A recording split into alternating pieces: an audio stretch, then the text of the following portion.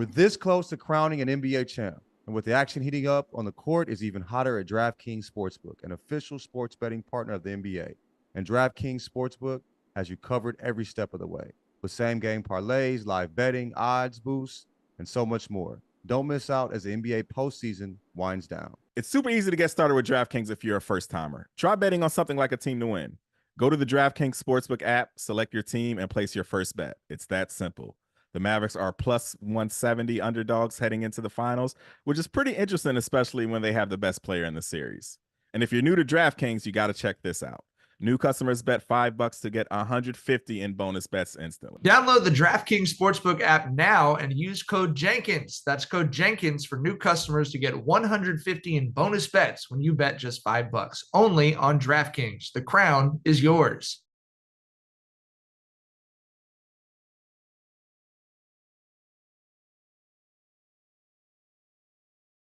I'm Jenkins and Jones. Oh, wow. on the Volume Podcast Network. Happy Father's Day. Jesus Christ. Oh, shit. Before we get going, I just want to say this 100 times up front because I know some people just subscribe to podcasts and they autoplay on Apple. This whole episode is a spoiler alert for the House of Dragons season premiere that aired tonight. We're also live at youtube.com/@JenkinsJones right now. Hello to the chat. If this is auto playing, we're going to give you another 10 seconds of intro to stop playing this episode because everything we are going to talk about is going to be a spoiler for the season premiere House of the Dragon. As always, Jenkins and Jones, hosted by Dragonfly Jones, aka Tyler. Hey everybody, what's happening? Ooh, what's happening? I do a little twist in there. I want to see it's summertime. That's why. We getting real whimsical out this motherfucker. Oh, LaJethero Jenkins, aka John. What's up, Bubbas? I'm Guardy B, aka Mike. Motherfucking Mike. Motherfucking Mike. And we've got both our lovely producers, Jackson Saffon and Josh Rodriguez, here today. What's up? What's up? I was hoping they do it at the same time. All right. Hello to the chat. We are going to do a community Dookie Butt of the Week, and I think there will be plenty of nominees. So if you're in the chat, as we get towards that part of the show, please put your suggestions out. But the whole reason we're here, we're doing these live episodes every week. We're here to talk about the House of the Dragon season premiere. And Tyler and I told y'all it was going to be some nasty shit. It wasn't as nasty as we actually were expecting, though. Yeah. They softened the blow like a motherfucker on that, but we will get to that. But yeah, for sure. But first of all, for John and Jackson, coming into this story a little bit fresh, what was your reaction to the end of that show and the atrocity committed to kick off this season of television? Oh, you want me to go first? Okay. Bro, I honestly wasn't too affected by it. Like, I mean, y'all, the way you said it would be worse than the Red Wedding. Basically, I mean, that's how it was written. Yeah. It was written worse than the Red Wedding. Yeah. So I was expecting more. You know what I mean? Yeah. They could have put a little more sauce on that motherfucker to me. You know what I mean? It was a little bland, the killing of that child. You know what I mean? They could have threw a little bit more spice on that, some Cholula on that motherfucker, if you will. So I wasn't too based upon my experience at the Red Wedding, seeing a woman stabbed in the baby, you know what I mean? This was mild. This was mild in comparison. So yeah, I similarly was expecting just the worst atrocity you could possibly commit. And like obviously one of the worst atrocities was committed, but the fact that we didn't have to see it, I'm surprised. I know I agree with you. How could they show it? I'm still surprised that they didn't. I'm a little bit surprised and a little disappointed. I'm not going to say I'm disappointed that I didn't have to get to see that. I'm not going to say that. Maybe that's supposed to be way more brutal. I'm not going to say I'm disappointed. I mean, what are we watching here? I am surprised. What show are we watching here? Right, considering the show, considering the universe, considering the streaming platform that it's on, all of these things, I was expecting a little more on-screen blood. But that being said, are sick. That being said, no. I don't want to see that is more, but I'm saying 6-year-old child. Consider, I mean, that is a 6-year-old actor that's in a world that's fucking insane. You know what I mean? And what we've seen in that world has been 10 times worse. You feel me? So yes, it's crazy that a 6-year-old child was killed in the show. But in Game of Thrones, that's a fucking Wednesday. All right. Yo, the the chat is cracking me up already, bro. The fact that we got Bo in the chat saying weakest child killing on TV ever is just an insane thing to type. But also the truth. But also the truth.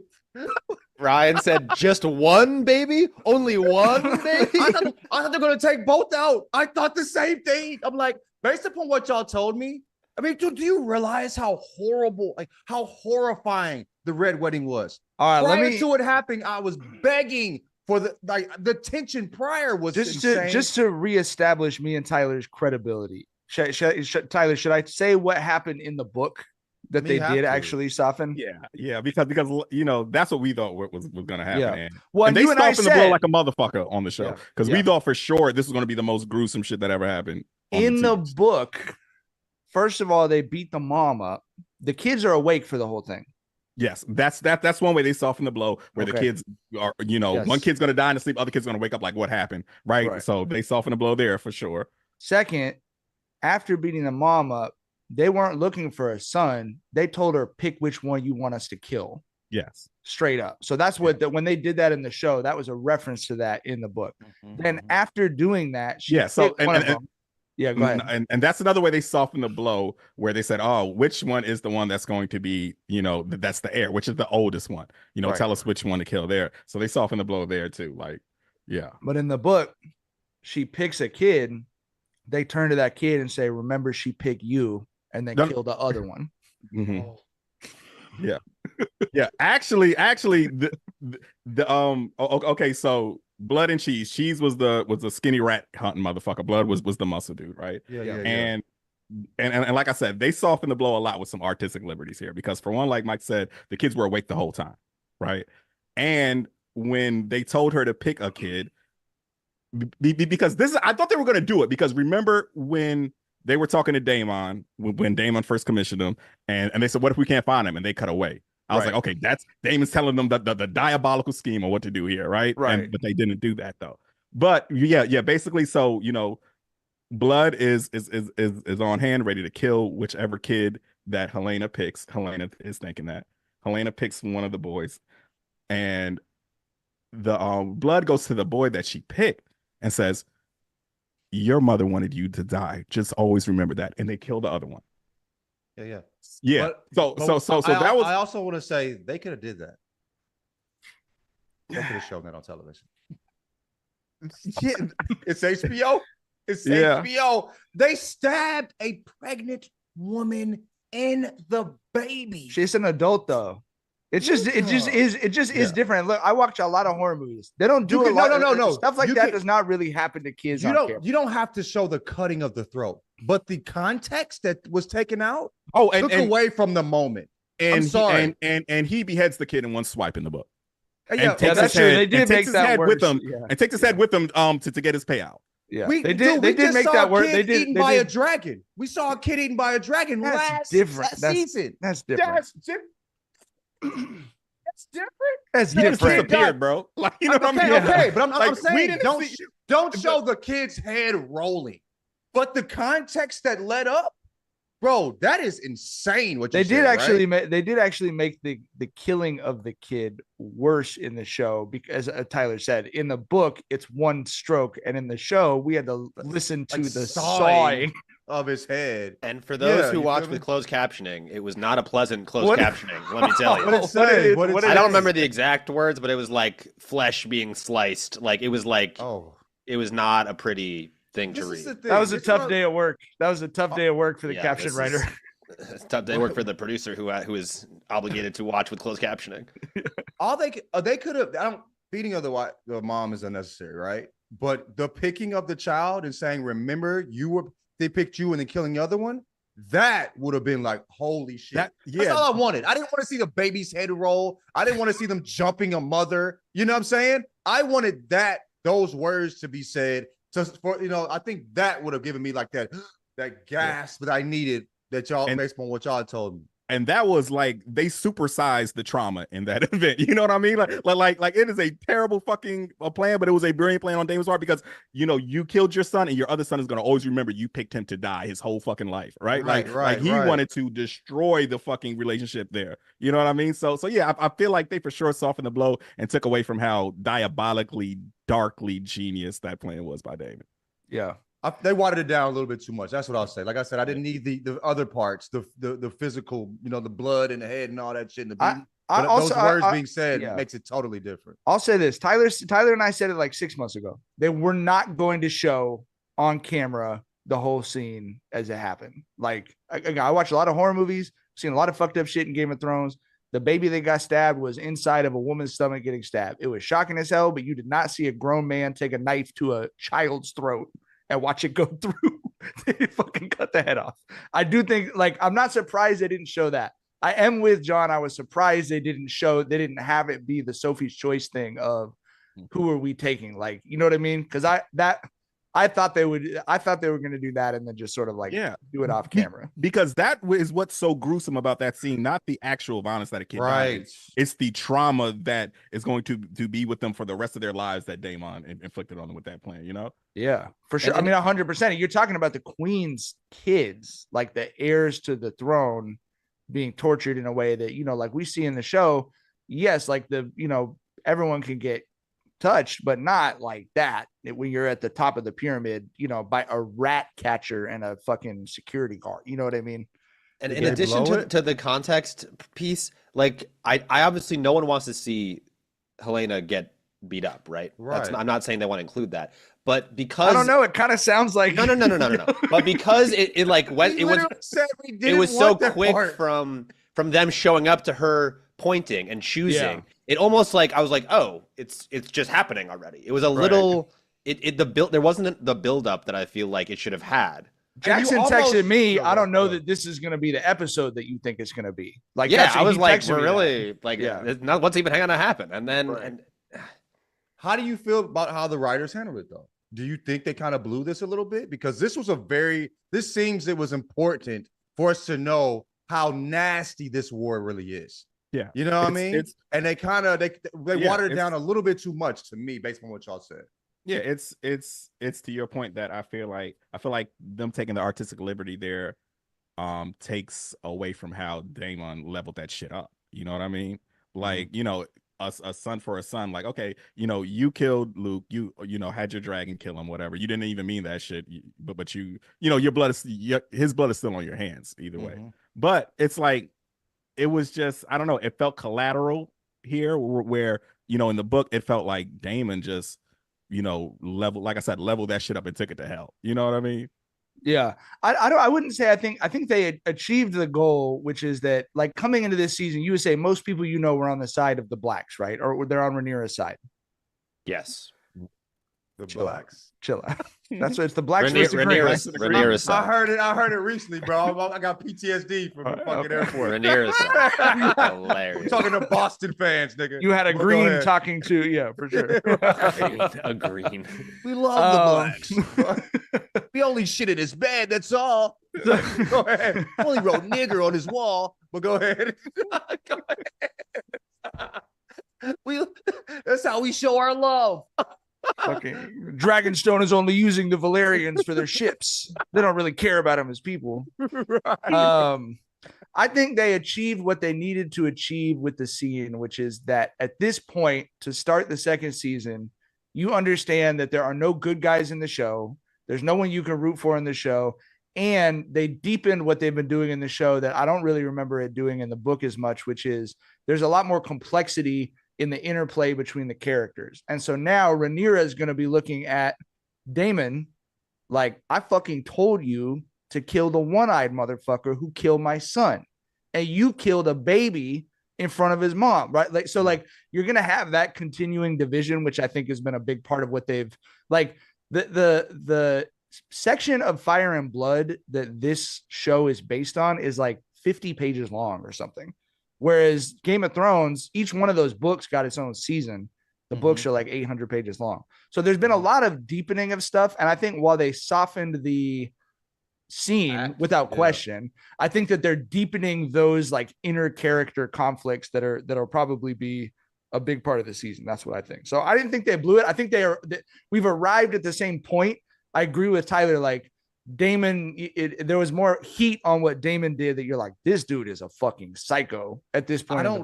I don't feel the way about Damon that I think I would have felt if I would have known what you just said. So I have a clarifying question for the book readers about this. In the book, did it happen the way it happened in the show where Rhaenyra tells Damon kill Aemon, the one-eyed guy, and then Damon tries to lay out that plan, kill the one-eyed guy, and if it goes south, do something else? Or does Damon? No, I believe Tyler. If I'm correct, I believe that he sent them to do what they did. Yeah. Okay. Yeah. Aemon was a hell of a swordsman. Like that's a gamble. Right. For sure. Yeah. So he sent them on that mission to kill one of those twins. And I think that's kind of the rationale. Is like they didn't come after Damon, like which Aemon is his sort of foil. They went after a little kid on a dragon with the biggest dragon in the fucking world, and their best. You know what I mean? So I think it was sort of a son for a son, blood for blood type thing in the book of like, no, intentionally. We're trying to do this. Now in the show, again, what we're seeing is he is, even though Damon, I think, who we all know as a character, maybe he did say something to him in that cutaway. Like maybe we are going to find something out about that. But what we see in the show is he's trying to do what Rhaenyra told him to do right now, at least. You know what I mean? So I don't know. I don't feel like this gives me the I hate everybody equally. You know what I'm saying? That it would have gave me in that sense if that scene would have happened. So who do you hate more? Who do you hate more right now? I still hate the one-eyed motherfucker. Fuck that nigga. You know what I'm saying? Amen, bro. He's to me. It's like he's the type of, and they're really good at creating villains because they go like to the depths of the shit they do is so horrible. But those people will last for fucking seasons. Mm-hmm. Like they'll linger them in front of you in their potential demise. For you know what I mean? They last so long. You know what I mean? So. Yeah, but I still was it Aemon? I still think I still hate him by far more than anybody in that show. You know what I mean? And it seemed to me where he wanted to kill Aemon and like they kind of went a little left when watching it. But that context wasn't given in this episode, and y'all had to give it to us. So I don't know if they achieved what they're trying to achieve. And that would have been a hell of a first fucking episode for a season to have people lock the fuck in for the rest of it. So I think I wouldn't say they blew it, but I mean, I think we needed what y'all just told us, not visually, but at least the emotion of it. You know what I mean? Yeah. I sound like a fucking critic, bro, but I'm not trying to. I love the show. I wholeheartedly agree because when me and Mike were telling y'all how fucking fucked up that scene was, the trauma was the most fucked up part about it. That's not the actual murder. For you sure. know? Yeah. But yeah, man, fuck Aemon, bro. Like he lost his eye being on some fuck shit, clowning his cousins because he knew that their daddy wasn't their daddy. Like, what type of cousin is you, nigga? Yeah. Like, white people really don't be having cousins, bro. That's a Twitter joke. Right. And your cousin might pick on you a little bit, but like that, you know what I'm saying? Yeah. Like your cousin will fuck with you, your older cousin, but it's playful. That nigga that's been a demon from day one. I've been wanting him out of here. You feel me? I think the other thing I want to say is because Tyler and I are not the only book readers out there who were kind of hyping this episode up. Is the people who made the show also were hyping it up for those of us who read the book. And I sent Jackson some clips from interviews and stuff where they were saying, if you go on like the real nerd sites that are like everything is under a spoiler header, they were giving quotes like it's going to be like by far the most gruesome scene in Game of Thrones history. I think even people who've read the book are going to be surprised at how gruesome it is. So it almost makes me wonder if there's some editing or something, you know what I mean? Because there's no way they were talking about, in my opinion, the scene that ended up on television. Personally, for me too. Like, I mean, the sound of the saw was gruesome and nasty, and us knowing it was a kid, but like being what we've seen, and you said, like they said, they didn't show a baby getting stabbed, but we felt like a baby got stabbed.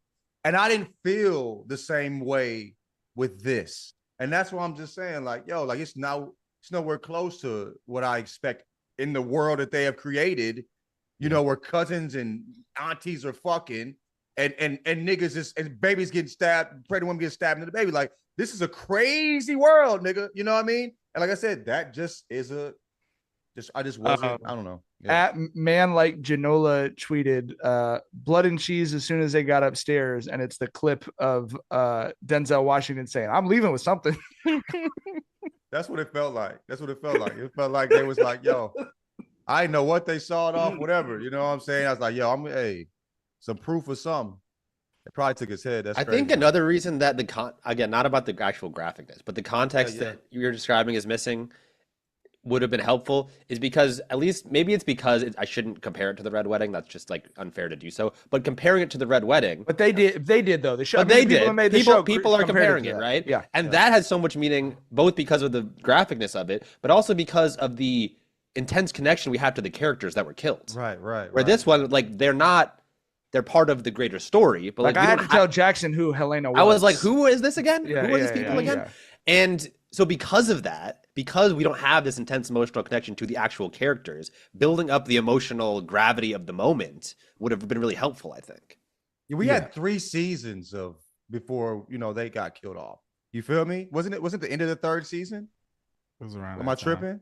Yeah. Around that time, you know what I'm saying? We were really thinking Rob was going to be a central character. Bro, they got rid of I'm like, couldn't believe it. But, like, if they would have did the Sophie's Choice moment, we would have got what we needed out of that to understand how treacherous both sides were and how cold this fucking war truly is. And that's all I think we needed more than, the other things you were mentioning. I think we needed to know the depth of which they all will go through to in order to win this war, what we're about to witness. So yeah, ain't nothing topping the Red Wedding. The Red Wedding still is number 1 on the power rankings of worst. Red Wedding, like I did securely. When I said this, people were, but when I tweeted when I first watched it, was like, I don't want to watch another fucking episode. Like I was like binging this shit, and I was ready to be like, fuck this show forever. You feel me? I mean, because it was so heartbreaking. Like, how could you do that to me? I know you stabbed a person and a baby on the TV show, but I'm a real person and I'm heartbroken over this fucking shit. You know what I mean? It took me 2 or 3 days to lock back in. 2 or 3 days seems like a long time. It doesn't seem like a long time in saying this, but it took me a couple of days to like be like, gather myself, process what happened, and start watching it again. So that was, so this was, like I said, that's why I say this was mid, because that was my reaction. Like, I'm ready for Sunday. They could show the next episode right now. I could watch it, you know what I'm saying, right after we record. They killed Rob and killed his direwolf and cut his direwolf's head off and put it on his body. Like, bro, shit got real dark during the Red Wedding, man. For sure. I put a poll in the YouTube chat. Should they have made the scene more graphic? 60-40 to the yes side. Okay. That's about what I expected, though, because while I think we all a feel kid the being same killed way, is jarring regardless. You know, I would say this is someone who watched it next to my wife. It was pretty jarring for her. Nobody was in the house here. Nobody's in the house right now, so maybe that's why. It was definitely like, there are people out there who don't create content for a living who were very disturbed. That's fair. We had nothing to talk about. They didn't give us anything to, we needed the raw emotion of the moment. Are you telling me this podcast we didn't get it? Are you telling me the vast majority of the audience don't have podcasts and weren't told that this was going to be as dramatic as the Red Wedding? That's what you're telling me? Can we all agree that no one in fiction is worse at their job than Criston Cole? That motherfucker. First, he told Shorty, I will never get over this. He told Shorty, fuck being a queen, come sell cinnamon and oranges with me. And he thought he was legitimately dumbfounded, which he was like, what? Motherfucker, are you crazy? Have you seen what we do to people like you? Cinnamon and oranges, dog. Give up the crown for some cinnamon and oranges. Like, and then he was a fucking the king's commander of the junior soprano guard over there, bro. That's what I was gonna say. I always remember when Rhaenyra shot him down. I was like, no, I'm not gonna give this up to sell cinnamon and oranges with you, but we can still shaboy young. And he was like, you want me to be your whore? Like, that motherfucker was heartbroken, and you turn into the same shit for Queen Alicent, dog. You know what I'm saying? That's all you offer her is a fuck buddy. She was like, we can't do this again, but they did fuck again, But, and while he was doing that, I would Yeah, say while the he was royal doing family that- was not being super protected. Yeah, the king's guard was not guarding shit that belonged to the king in that moment. You know what I'm saying? He was in the king's mama's pussy when he should have been protecting the king's kid. Like, you know what I'm saying? fuck Criston Cole. Dropping that man. dick off is serious business, bro. Deserves all your focus, nigga. You know what I mean? Especially when you with the queen. That's crazy, though. That's crazy. What else jumped out to you guys from this episode? The number one thing that interests me, like I said, just in that you get like 15 pages of the book per season. It's obviously they have to deepen it. All the Valerian stuff has had a lot more depth to it than happened in the book. It looks like they're going to continue that with Corlys Valerian.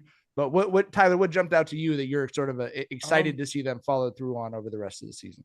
I love how it opened with this was with homie Jacaerys.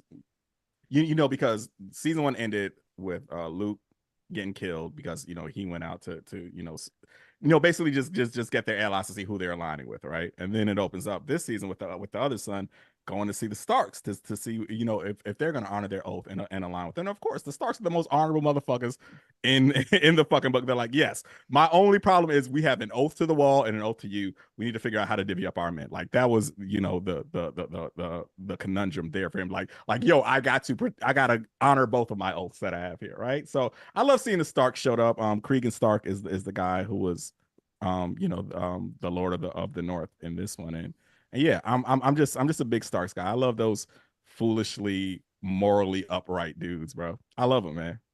You got to have some principles. Fuck it. Even if it winds up getting you beheaded on episode 3 or whatever the fuck. I'm a principled person and I fuck with principled people. So I fuck with the Starks. Does this prequel involve White Walkers at all? Because I know they alluded to they alluded to Beyond the Wall. Are they going to show that at all? I'm wondering. We've seen artistic liberties taken as we've seen this episode. Who knows? Okay. But you can tell it doesn't really make as much sense though. Yeah, and in that conversation Cragen was having with Jacaerys when he was like, do you really need to be here? Like this wall is 700 feet tall. You need to have a 700-foot tall to protect it from wildlings. Yeah. He was like, it ain't just wildlings, dog. And I'll leave it at that. You know what I mean? I'm wondering, would that seemed like foreshadowing? And that was from the book. But it was referential to the book that. When the reason that the land right underneath the wall is called the Queen's Gift is that when the original Aegon the Conqueror came and unified everything, his wife, one of his sisters, went up there, and the dragon wouldn't fly over the wall.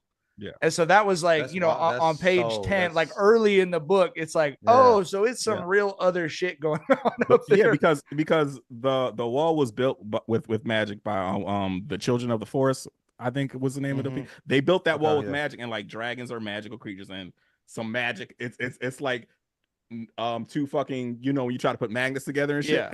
They're like magic magnets. Dragons are magic, that wall is magic, and it's like they repel each other. The dragon's like, hell no. Yeah, I'm not going over there. There's all kinds of crazy shit over there. Which shit. Yeah. So no, I would be surprised if we get that, because I don't know that we'll how that makes really sense be back up there, but they got to fill a lot of, you know what I mean? Like there's going to be a lot of stuff in it that's not in the book. So we'll see. Cause I do think they're doing a good job of getting to some of the other locations. Like we saw Storm's End already. We saw the wall, you know what I mean? So we'll see what happens. I don't know. It felt like they were just this episode seemed like they were putting the chess pieces where they need to be. You know what I mean? It wasn't like it seemed like they were setting things up for the future. I agree. But that's what surprises me about the scene at the end, because that is, if you've read that 50 pages, and it's not just me and Ty, I have a couple other friends that I read it with as well. That's all of us. Is the thing, like they're not gonna put that shit on TV. Like that's the thing from the whole section. You know what I mean? So there's a lot of other horrible shit or cool shit, depending on how you look at it, that happens. But that's the thing where you're like, damn, that's the like nasty. That might be the nastiest shit he's written. Is really crazy. So I don't know. Char might have left the room. The Sophie's Choice might have. She like every noise that it was making, she was like, because she has a hard time with like, especially with like moms being helpless to help their kids. You know what I mean? So for sure. Yeah. And then that was crazy. She just grabbed the other baby and just like ran to see her to see Allison Her fucking mom writing Criston Cole, bro. 10 out of 10 though. She There- like she was. There's the chat is mostly Criston Cole hate, but there is one person, Miles, who said I would do what Criston did for Allison, and there's someone else who said that Criston is a hashtag real eater. Thinking about the cleanliness standards, perhaps back in that time. Every time I see that shit, I be thinking like, bro, I bet it smelled crazy down there. You know what I mean? Like it smelled crazy everywhere in those times. You know what I mean? No, I actually bathed once a week with like water and fucking salt. Like they didn't have scented soap. You know what I mean? You said she's brined. You said she just brined herself, basically. Right. Nigga. I wasn't just thinking about that though, but I was also thinking he just stood up after that and went like this, and then like went to the meeting, which is kind of crazy too. Bro. They didn't have any fucking mouthwash. I bet that shit smelled better than the air. You know what I mean? Like I bet that was like perfume in comparison to what the fuck else is going on. They got a rat catcher, nigga, just walking through their house. A nigga with rat traps. A nigga had 3 of them walking through the fucking dining room like, I'll see you later. I'll be back tomorrow. The fuck? That place is fucking horrible. The shit, nasty as hell. Crazy. Maybe she should have gone to, sell cinnamon and oranges. Maybe Rhaenyra fucked up. I don't know. It doesn't look any better on Dragonstone. It's crazy. All right. Shall we does anyone have anything else on the show, or should we do Dookie Butt of the Week?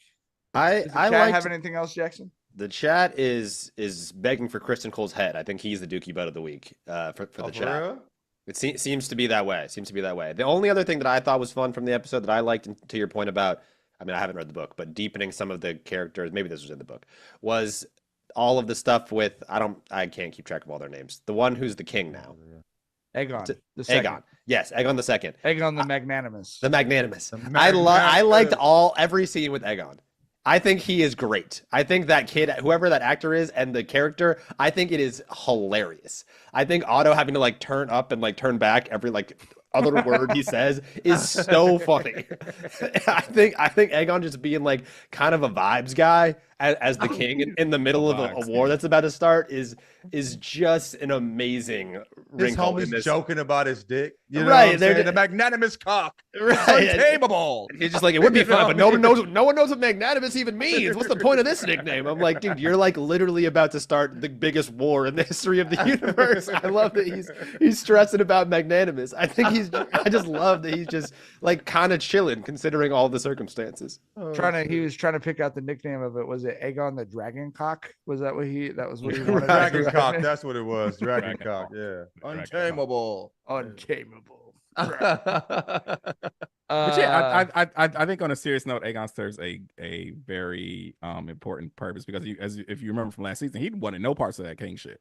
Like he was a dude who just wanted to enjoy being, a very wealthy man. Like, he was known for going to Flea's Bottom and dealing with women of leisure, excessively.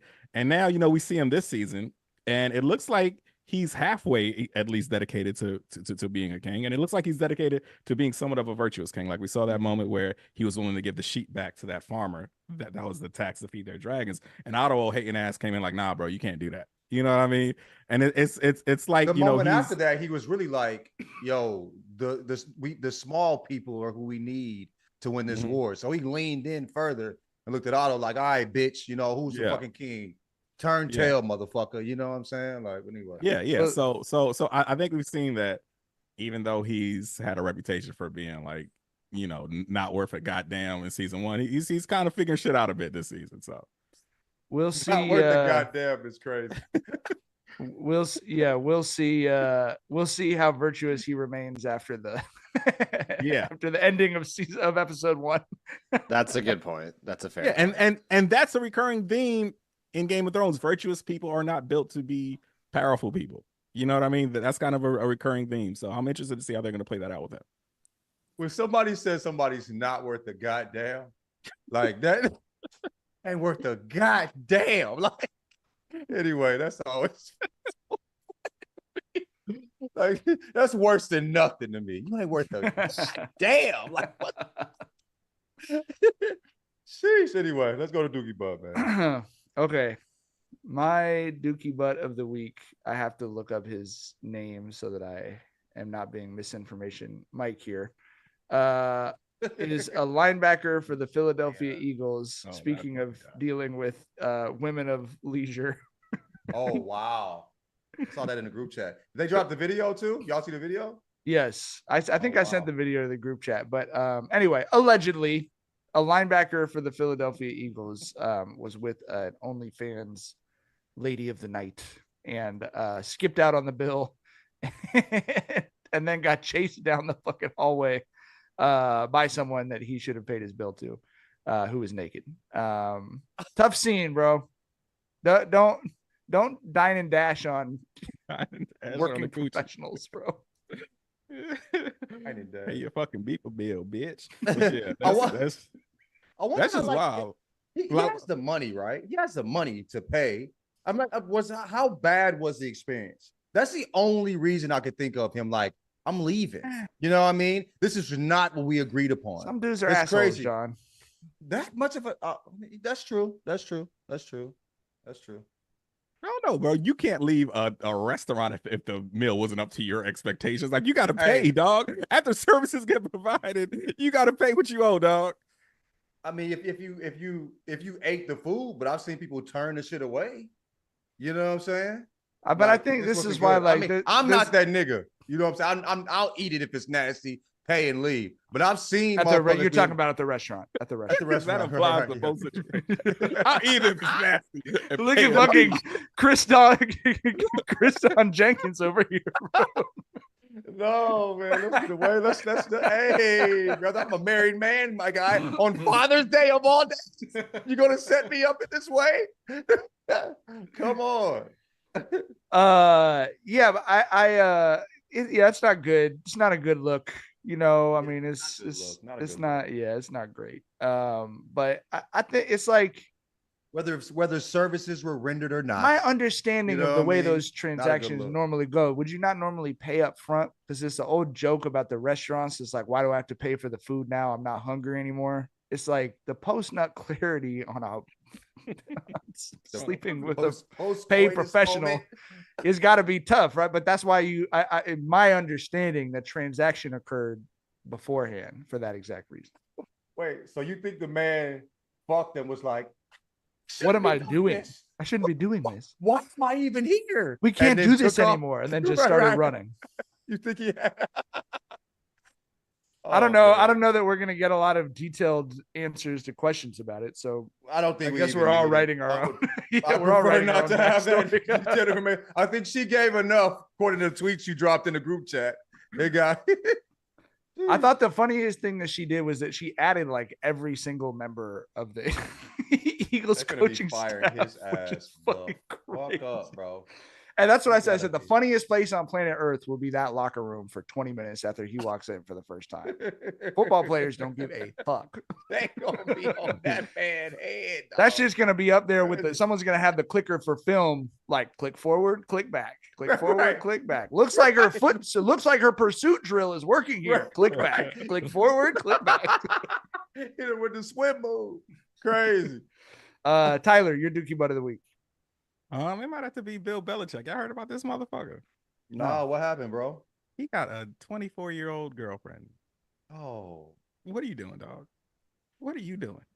She does not want you for you. I mean, I'm sure you know that. But why? Like 24 is so wild for a dude who's in his 70s, bro. He's 72? Yeah.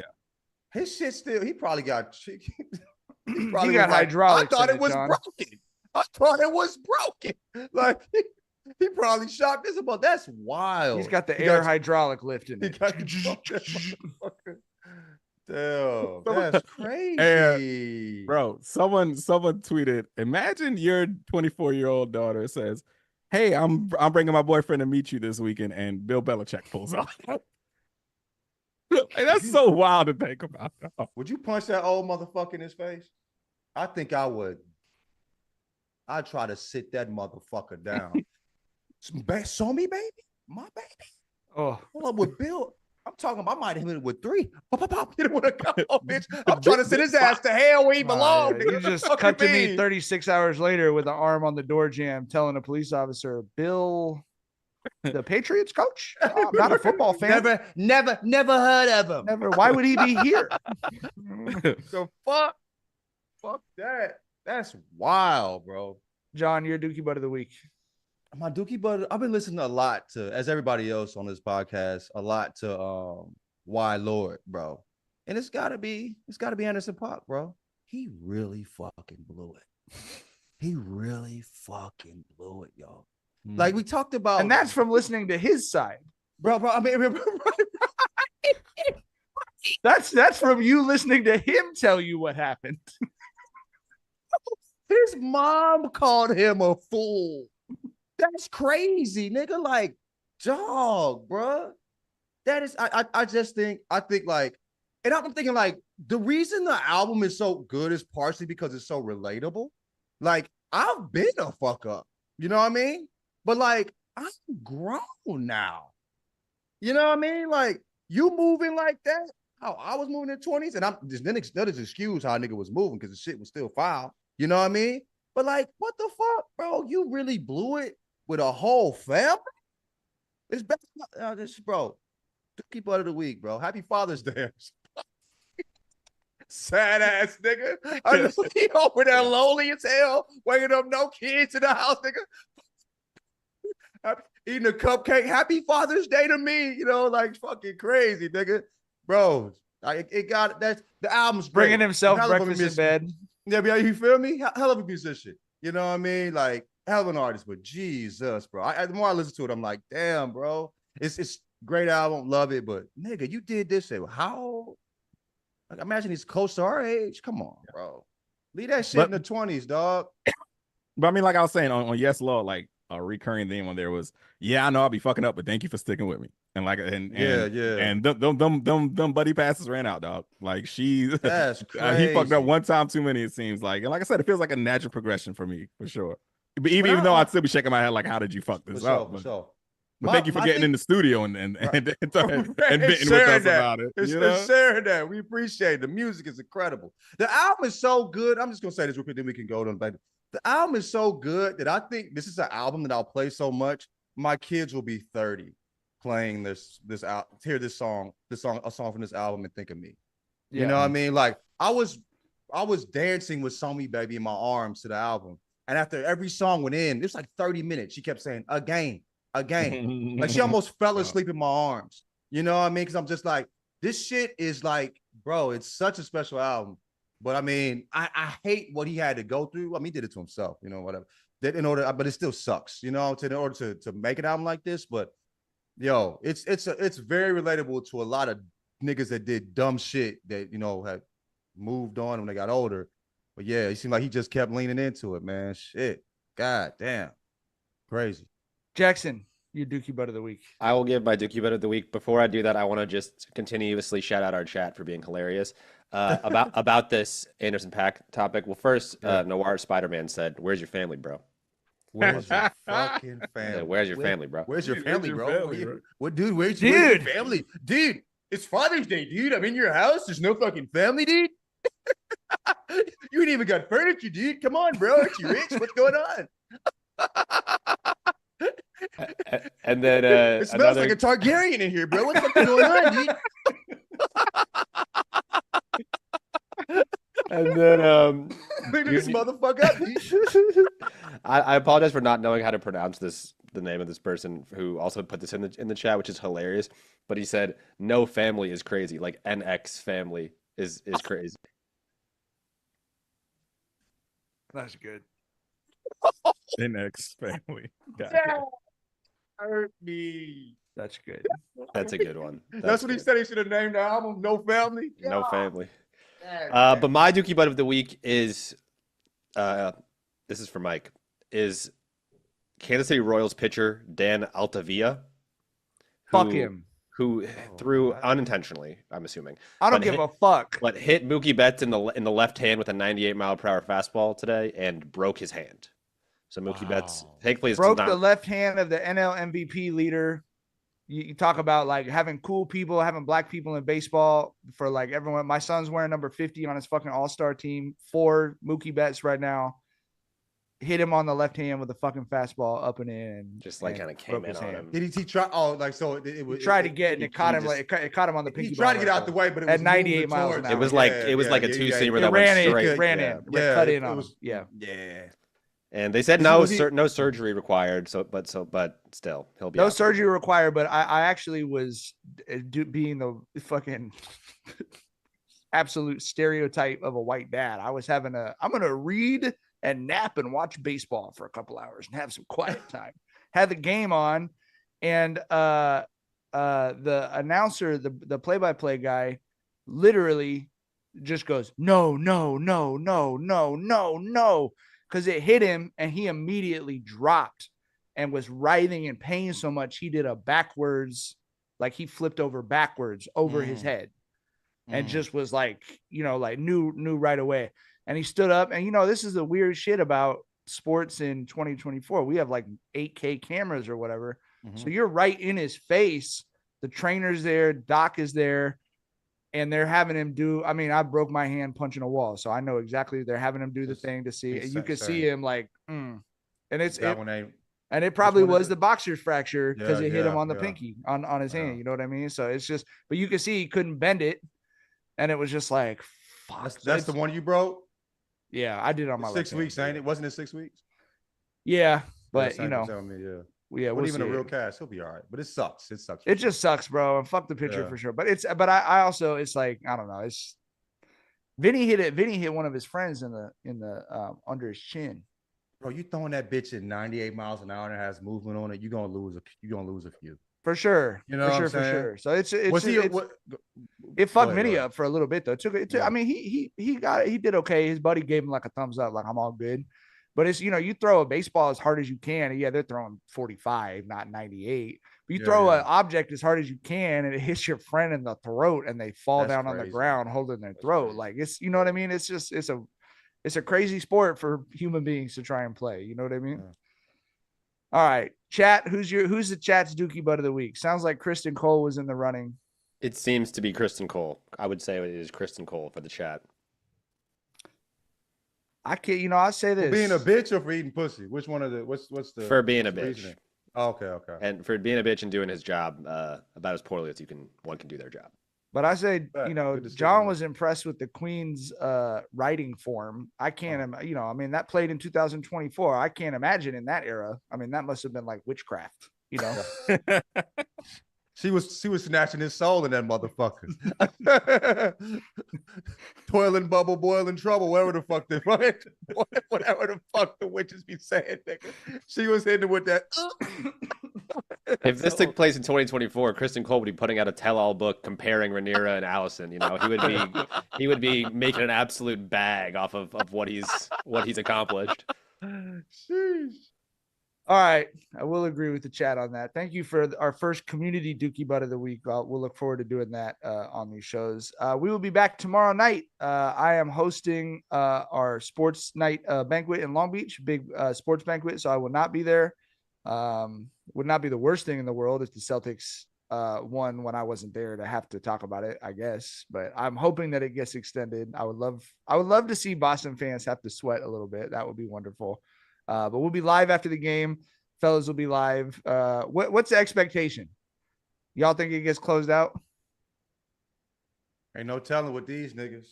Yeah. And the whole thing is the Celtics have been a way better team on the road this postseason than at home, which is just typical goofy Celtic shit with this squad. But I gotta think they close it out. I gotta think they stop playing with their food. Yeah. If they don't. But we'll see. Yeah, I don't know. Buddy, if they don't. If they don't. Buddy. Yeah, I'm gonna hop in the Zoom from the podium with fucking like 600 people in the crowd. Like, everyone say fuck the Celtics on 3. Fuck the Celtics. All right, we'll see y'all soon. Hope everyone has a good Monday. Bye. Bye.